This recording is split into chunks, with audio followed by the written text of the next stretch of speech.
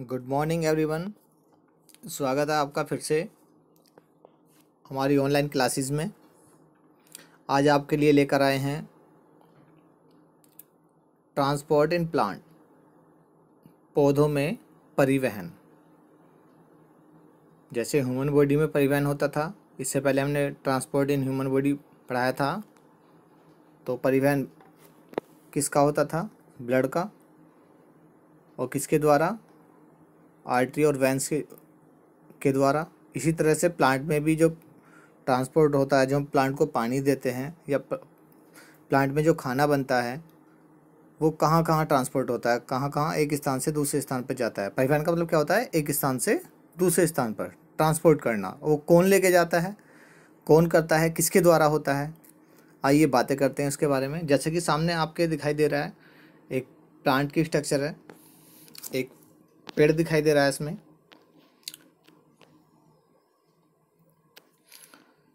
इसमें वाटर का ट्रांसपोर्ट हो रहा है, प्लस जो पौधों में खाना बन रहा है उसका ट्रांसपोर्ट हो रहा है। तो ब्लू कलर में जो है वो वाटर का ट्रांसफर और मिनरल्स का ट्रांसफर दिखाई दे रहा है। और जो ग्रीन कलर में ऊपर से नीचे की तरफ हो रहा है, ये वाला, ये शुगर का, यानी कि जो पौधों में खाना बना है। कैसे होता है प्रोसीजर, इसके बारे में बातें करेंगे आज। आइए देखते हैं। और इधर ब्लू कलर में जो है वो वाटर का ट्रांसपोर्ट हो रहा है। आइए देखते हैं किस प्रकार से होता है, कैसे होता है। तो हमारा टॉपिक है हमारा आज का पौधों में आंतरिक परिवहन, यानी कि इंटरनल ट्रांसपोर्ट। इससे पहले हम एक चीज़ और बता दें आपको कि जो ट्रांसपोर्ट टिश्यू होते हैं हमारे, जो परिवहन होता है वो ऊतकों के द्वारा होता है, टिश्यू होते हैं। और ऊतक किसे कहते हैं? कोशिका, सिंपल सी भाषा में कोशिकाओं के समूह को क्या कहते हैं? ऊतक कहते हैं। कोई आपसे ये पूछने लगे कि किस प्रकार की कोशिकाओं का समूह, तो सीधा आपको डिफाइन करना है कि वे कोशिकाएं जो रचना तथा उत्पत्ति में समान होती हैं। किसका निर्माण करती हैं? ऊतक का निर्माण करती हैं। ठीक है, तो आइएगा पौधों में आंतरिक परिवहन की बात करते हैं। तो आंतरिक परिवहन के लिए दो टिश्यूज होते हैं। फर्स्ट वन है जाइलम, सेकंड वन है फ्लोएम। जैसे कि सामने आपको दिखाई दे रहा है स्क्रीन पर, जाइलम और फ्लोएम। ठीक है, तो पौधों को जो भी हम खाना पीना देते हैं, पौधों को जो भी हम जल देते हैं, पौधा उसको एब्जॉर्ब कर लेता है। अब पहले पौधा करता है, पौधे का कौन सा भाग, पौधे के भी बहुत सारे भाग होते हैं, जड़, तना, पत्ती, फूल। तो पहले कौन सा, हम पानी किस पार्ट को देते हैं? जड़ में देते हैं ना। तो सबसे पहले कौन एब्जॉर्ब करेगा?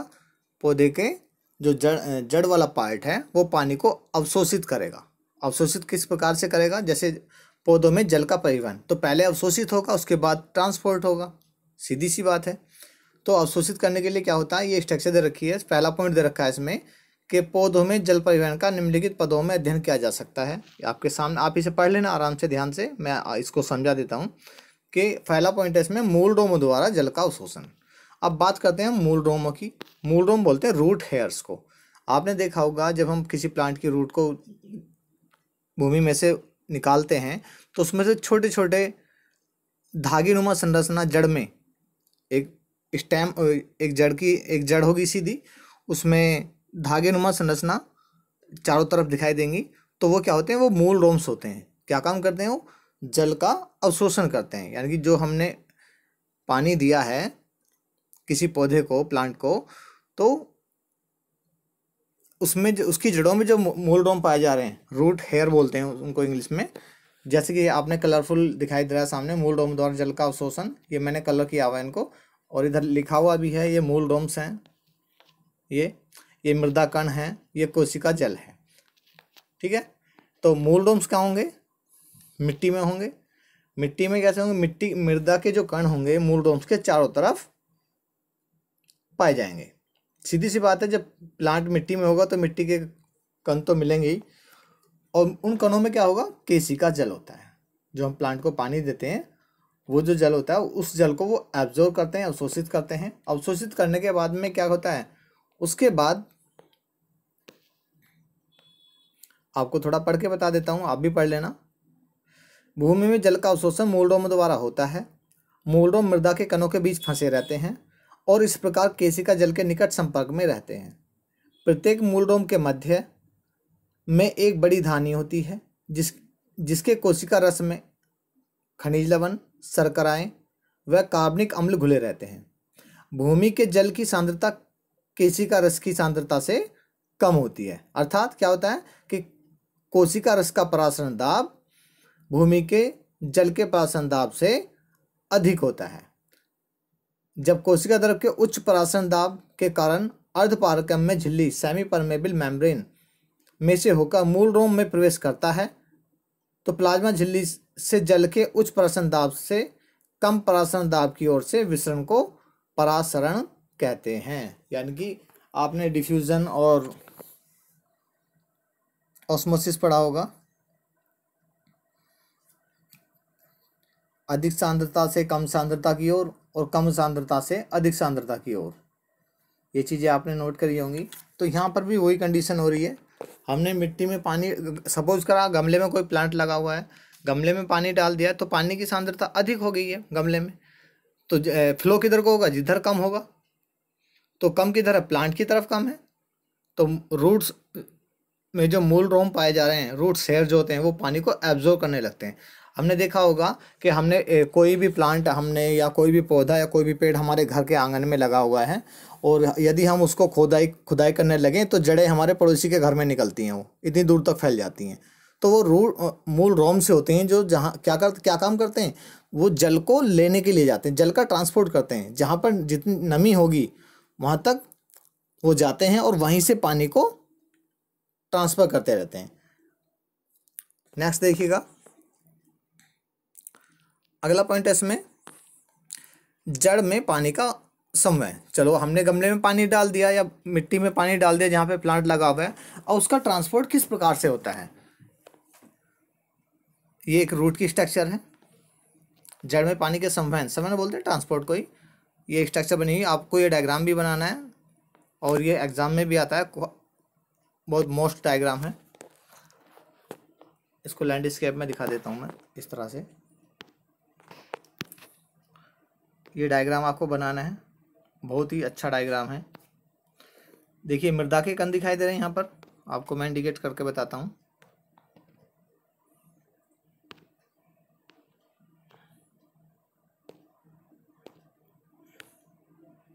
इस तरह से ये मृदा के कण हैं, ये मृदा कण है, ये मूल रोम है। ये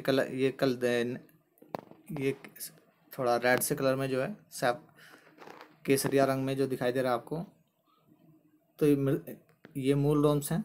तो ये जड़ की जो ऊपर वाली कोशिका है, इसको क्या बोलते हैं हम, एपिब्लेमा या एपिडर्मिस बोल सकते हैं आप, या उप त्वचा भी बोल सकते हैं। ऊपर की त्वचा होती है रूट के ऊपर। उसके बाद ये काफ़ी जो बड़े बड़े होल से दिखाई दे रहे हैं आपको, ये वाली स्ट्रक्चर जो ये कोर्टेक्स भाग होता है, यहाँ से लेके यहाँ तक पेरिसाइकिल तक, यानी कि संवहन बंडल होता है ये वाला, ये जो कलरफुल हो रहा है, ये संवहन बंडल से लेके एपिब्लेमा तक बीच में ये कोर्टेक्स कोशिकाएं होती हैं जिनके द्वारा जल ट्रांसपोर्ट होता है और कहाँ पहुँचता है हमारा, पेरिसाइकिल के। पेरिसाइकिल में क्या क्या चीज़ें पाई जाती हैं, दो टिश्यू पाए जाते हैं, जाइलम और फ्लोएम। अब सबसे मेन चीज़ जो काम की चीज़ है, आप थोड़ा सा नोट करेंगे इस चीज़ को, जब कोर्टेक्स कोशिकाओं से जल, ये जाइलम वेसल्स होती हैं, जाइलम वाहिकाएं होती हैं, इनको मैं दिखाऊंगा किस तरह की होती हैं, आगे डायग्राम में है मेरे पास डायग्राम इसका। जाइलम वाहिकाओं में धकेला जाता है या भेजा जाता है तो उसको क्या कहते हैं, उसको बोलते हैं हम रूट प्रेशर, मूल दाब। यदि आपसे कोई पूछने लगे रूट प्रेशर क्या होता है या मूल दाब का, मूल बोलते हैं जड़ को, यानी कि जड़ों के द्वारा लगने वाला दाब। आपने देखा होगा कि किसी हमारे इस प्रकृति में बहुत सारे प्लांट इतने लंबे लंबे होते हैं कि आपने अभी हम यदि ऊपर से ऐसे गर्दन उठा के देखने लगे तो हम पीछे गर्दन काफ़ी पीछे तक बैंड हो जाती है, इतनी ऊंचाई होती है उनकी। तो क्या कभी आपने सोचा है कि इतनी ऊंचाई पर प्लांट को पानी कैसे जाता होगा? तो उसको ले जाने का कार्य कौन करता है? जाइलम ही करता है। और ये चीज़ आपको ध्यान रखनी होगी, एक लॉजिक होता है, जैसे जल और जैसे जाइलम। तो जाइलम क्या लेके जा रहा है? जल लेके जा रहा है। क्लियर? जैसे जल जैसे जाइलम। तो जल को कौन लेके जा रहा है? जाइलम ऊतक लेके जा रहा है। क्लियर? आगे देखिएगा। तो मैं आपको हम बातें कर रहे हैं किसके कि लंबे प्लांट होते हैं, और लंबे प्लांट होने के बाद इतनी ऊंचाई तक जो जल जाता है वो किसके द्वारा जाता है? तो उसमें एक प्रेशर भी काम करता है जिसको बोलते हैं मूल दाब, रूट प्रेशर। वो क्या होता है कि कोर्टेक्स कोशिकाओं से, ये जो कोर्टेक्स कोशिकाएं आपको दिखाई दे रही हैं, ये मैं सर्किल में क्या, कोर्टेक्स कोशिकाओं से, ये वाली सेल्स जो होती हैं कोर्टेक्स कोशिकाओं से, ये जो ब्लू कलर की नीले कलर की दिखाई दी है जाइलम वाहिकाएं हैं, एक रूट में आपको दिखाई दे जाएंगे। ये माइक्रोस्कोप से ली गई स्ट्रक्चर है, तस्वीर है। कोर्टेक्स कोशिकाओं से जाइलम वाहिकाओं पर लगने वाला दाब, या कोर्टेक्स कोशिका, वह जिस दाब से जल कोर्टेक्स कोशिकाओं से जाइलम वाहिकाओं में जाता है, वह दाब क्या कहलाता है? मूल दाब कहलाता है। आप इसको याद रखेंगे यदि आपसे कोई पूछता है मूल दाब क्या होता है। तो जब जाइलम वाहिकाओं में पहुंच जाता है, तो ये ऊपर भी लिखा हुआ देखो, आपको दिखाई दे रहा है, आप इसे पढ़ सकते हैं। जो मैंने बातें की हैं वही बातें हैं इसके अंदर। कोर्टेक्स कोशिका जैसे जैसे मूल रोम से प्रवेश, सब पहले मूल रोम में आएगा जल, मूल रोम में आने के बाद में कोर्टेक्स कोशिकाओं में आएगा, कोर्टेक्स कोशिकाओं में आने के बाद में जो ये स्फीत हो जाएंगे, स्फीत का मतलब फूल जाती हैं। आप मुंह में पानी भर लें तो क्या होगा? आपका मुंह फूल जाएगा ना। तो इसी तरह से ये भी क्या हो जाती हैं? फूल जाती हैं। स्फीत बोलते हैं फूलना। और इनकी लचीली भित्तियां कोशिकाओं के अंतर्द्रव पर दबाव डालती हैं जिससे जल जाइलम वेसल्स में चला जाता है। तो उस दबाव के की बातें कर रहे हैं, तो लास्ट में लिखा है इस दाब को ही क्या कहते हैं? मूल दाब कहते हैं। ठीक है, आगे देखिएगा। अब हम कैसे, ये तो बातें होगी हमारी कि जो जल का जो ट्रांसफर होता है पौधों में, आंतरिक परिवहन जो होता है वो जाइलम के द्वारा होता है। ठीक है, लेकिन इसके लिए हमें सिद्ध करना है, एक प्रैक्टिकल के हमने प्रयोग आ रहा है आपके सामने, जाइलम द्वारा पानी के स्थानांतरण का प्रदर्शन, कि कैसे सिद्ध करेंगे कि जाइलम के द्वारा ही पौधों में पानी का ट्रांसपोर्ट होता है, फ्लोएम के द्वारा क्यों नहीं होता है। इससे पहले मैंने पहले वाले डायग्राम में आपको दिखाया था, ये वाला डायग्राम मैंने ऑलरेडी आपको बताया था। ये H2O मिनरल्स जा रहे हैं ब्लू कलर के ऊपर प्लांट में, तो इन्हें कौन लेके जा रहा है? जाइलम लेके जा रहा है। ऊपर से ये इधर लाइट आ रही है, इधर लाइट आ रही है, प्रकाश संश्लेषण की क्रिया हो रही है, खाना बना, तो खाना ऊपर से नीचे की डायरेक्शन में आ रहा है, लेकिन जल नीचे से ऊपर जा रहा है। क्लियर? आगे देखिएगा। और वीडियो को मैं आपसे बार बार बोलता हूँ कि आप मेरी वीडियो को जब देखें तो उनको लाइक भी करें और सब्सक्राइब भी करें, हो सके तो शेयर भी करें आपस में एक दूसरे को, यदि किसी के पास नहीं लिंक पहुँचता है इसका। देखिएगा सामने जाइलम द्वारा पौधों के स्थानांतरण का प्रदर्शन। हम क्या करते हैं सर, मैं आपको, आप इसकी समरी को पढ़ लेना आराम से, जो इसकी मेथड है, प्रयोग विधि है, मैं इसको करके बता रहा हूँ किस तरह से होता है। देखिएगा,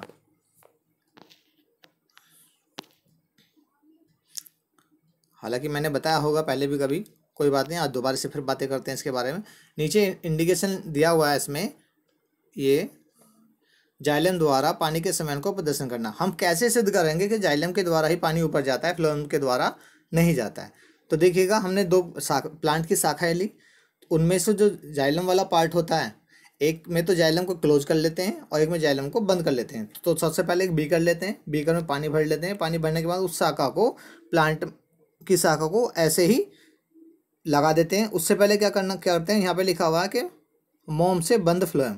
तो सबसे पहले जो उसका फ्लोएम वाला पार्ट होता है, हम कोई भी ब्रांच लेते हैं उसके ऊपर छिलका होता है, तो उसके नीचे वाला जो पार्ट होता है वो फ्लोएम वाला पार्ट ही होता है, और अंदर स्टिक हार्ड होती है, वो जाइलम वाला पार्ट होता है। तो सबसे पहले हम उसको छील कर क्या करते हैं, जाइलम वाले पार्ट को ओपन कर देते हैं, खुला कर देते हैं, और फ्लोएम वाले पार्ट को बंद कर देते हैं। उस शाखा को उसमें लगा देते हैं, और कुछ समय बाद, या सुबह लगाई हमने, शाम को देखी तो वो जो शाखा थी उसकी जो लीव्स थी, पत्तियां थी, वो हरी भरी रहती हैं, बिल्कुल सेम जैसे सुबह थी ऐसे के ऐसे ही दिखाई देती हैं। अर्थात कहने का मतलब ये कि वो, उनमें कोई भी चेंजिंग, कोई परिवर्तन नहीं आता, यानी कि वो मुरझाती नहीं है। नेक्स्ट टॉपिक में क्या करते हैं कि हमने इसमें क्या करा था, अब की बार हमने फ्लोएम को बंद करा था। अब के क्या किया, यहाँ पे जाइलम को बंद कर दिया। ये वाला पार्ट जो ये हमने इसको जाइलम को बंद कर दिया यहाँ पर। जब जाइलम बंद हो गया तो कुछ समय बाद क्या देखते हैं, जैसे सपोज कर हमने सुबह लगाया इसको, जाइलम मोम से बंद कर दिया, फ्लोएम को ओपन रखा, तो क्या देखते हैं, तो जो लीव्स थे हमारी वो मुरझा जाती हैं और नीचे को लटक जाती हैं, जैसे कि सामने आपको चित्र में दिखाई दे रही हैं ये वाली लीव्स, ये आपको दिखाई दे रहा है। तो इससे क्या सिद्ध होता है, इससे सिद्ध होता है कि पौधों में जल का जो ट्रांसपोर्ट होता है वो किसके द्वारा होता है, जाइलम के द्वारा होता है, ना कि फ्लोएम के द्वारा। क्लियर। आगे देखिएगा, ये जाइलम की स्ट्रक्चर दे रखी है, ये माइक्रोस्कोप से ली गई स्ट्रक्चर है एक। तो इसमें जाइलम दे रखा है, कैम्बियम दे रखा है और फ्लोएम दे रखा है। ये इधर से ऊपर होता है, ये ऊपर वाली पार्ट होता है, ये मिडिल वाला कैम्बियम होता है और बीच वाला ये जाइलम होता है। सब उसका किसी ब्रांच को हम काटते हैं, ऐसे खड़ी काट करते हैं तो उसमें इस तरह के दिखाई देंगे। ये ऊपर वाला पार्ट होगा, ये ऊपर से नीचे वाली जो लेयर होगी, उसके बाद ये सब बीच में जो लेयर होती है ये वाली, ये जाइलम वाला पार्ट होता है बीच वाला। इसमें होल से दिखाई देते हैं। और ये भी ये जो होल से यानी कि वाहिकाएं जो होती हैं ये दिखाई दे रही हैं आपके सामने, ये पानी का ट्रांसपोर्ट करती हैं ऊपर से नीचे के। वेसल्स जो होती हैं ये वाली लिखा हुआ है इसमें, वेसल्स जो होती हैं ये पानी का ट्रांसपोर्ट करती हैं। ये थी हमारी जाइलम द्वारा पानी के स्थानांतरण का प्रदर्शन और जड़ में पानी का संवहन किस तरह से होता है, मूलडोमों द्वारा जल का अवशोषण कैसे होता है। तो आइए हम यहाँ पर बातें करते हैं। अब आपको पता लगा यहाँ पर क्या कि पौधों में जो जल का ट्रांसपोर्ट होता है वो किसके द्वारा होता है, जाइलम के द्वारा, ना कि फ्लोएम के द्वारा। फ्लोएम के द्वारा क्या होता है आपको मैंने बताया, इसको प्रैक्टिकल को मैं अगली वीडियो में बताऊंगा कि फ्लोएम के द्वारा कैसे होता है, इसको सिद्ध करके बताएंगे, जैसे हमने जाइलम का बताया अभी प्रयोग द्वारा सिद्ध करके। तो जाइलम जो होता है इंग्लिश का वर्ड होता है, जाइलम जो है वो इंग्लिश का वर्ड है ना कि हिंदी का। XYLOEM, XYLEM जाइलम जो होता है हिंदी का वर्ड है, सॉरी इंग्लिश का वर्ड है। और हिंदी में क्या बोलते हैं इसको, ये आपको क्या लिखा हुआ है पढ़ के देखिएगा, XYLEM जाइलम। ये जाइलम को हिंदी में क्या बोलते हैं, दारू। आपको हंसी भी आएगी यदि मैं बताऊंगा इस बात को, क्या बोलते हैं, दारू। और दारू पीने के बाद चढ़ती है या उतरती है, अब आप ये कहेंगे कि दारू तो पीने के बाद चढ़ती है, तो पानी को भी कौन चढ़ा रहा है ऊपर, जाइलम। कौन चढ़ा रहा है, जाइलम। याद रहेगा ये लॉजिक। और एक काम की बात और याद आई अभी मेरे, अब इस भूमि से जाइलम द्वारा पौधे के ऊपरी भागों में जल के पहुंचने की क्रिया को बोलते हैं रसारोहण। रसारोहण याद रहेगा, ये चीज़ें आपके याद होनी चाहिए।